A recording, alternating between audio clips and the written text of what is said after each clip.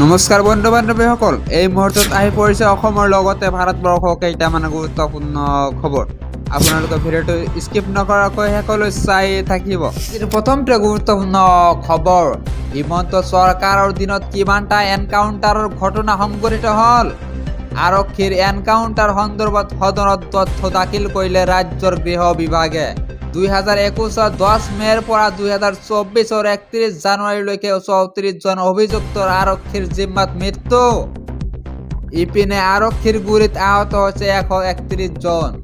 পুলিচৰ জিম্মাত আঘাতপ্ৰাপ্ত হোৱা বা মৃত্যুবৰণ কৰা প্ৰতিটো ঘটনা সন্দৰ্ভত হোৱা নাই দণ্ডাধীশ পৰ্যায়ৰ তদন্ত।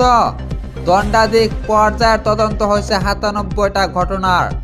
এই পৰ্যন্ত অসমত সংঘটিত হোৱা নাই ভুৱা এনকাউণ্টাৰ। অখিল গগৈৰ প্ৰশ্নৰ উত্তৰত সদনত এই তথ্য গৃহ বিভাগৰ। আজিৰ পৰৱৰ্তী গুৰুত্বপূৰ্ণ খবৰ, NRC আৰু আধাৰ কাৰ্ডক লৈ বৃহৎ ঘোষণা মুখ্যমন্ত্ৰী ডক্টৰ হিমন্ত বিশ্ব শৰ্মাৰ। সদনত উচ্চতম ন্যায়ালয়ৰ নিৰ্দেশনা ব্যাখ্যা কৰিলে মুখ্যমন্ত্ৰীগৰাকীয়ে। NRC চূড়ান্ত তালিকা বৰ্তমানে প্ৰকাশ পোৱা নাই। চূড়ান্ত NRCত নাম নথকাসকলে লাভ নকৰে আধাৰ কাৰ্ড। 27 লাখ লোকৰ বায়োমেট্ৰিক গ্ৰহণৰ নিৰ্দেশ দিছিলে সুপ্ৰিম কোৰ্টে।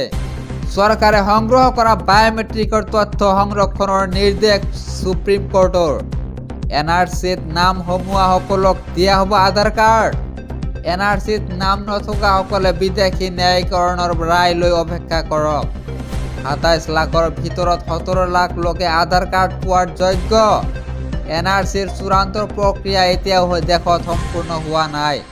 আধাৰৰ পৰা বঞ্চিতসকলক সকাহৰ বাবে ব্যৱস্থা কৰা হ'ব। বিধায়ক কমলাক্ষদেৱ পুৰকায়স্থৰ প্ৰশ্নৰ উত্তৰ দিলে মুখ্যমন্ত্ৰীয়ে। বন্ধু বান্ধৱীসকল, এনেকুৱা ধৰণৰ খবৰ নিত্য পাবলৈ আমাৰ ফেচবুক পেজটো ফলো আৰু শ্বেয়াৰ কৰি দিব। আৰু যদি আপোনালোকে ইউটিউবত চাই আছে তেনেহ'লে ছাবস্ক্ৰাইব আৰু বেল বাটনটা প্ৰেছ কৰিবলৈ একেবাৰে নাপাহৰিব।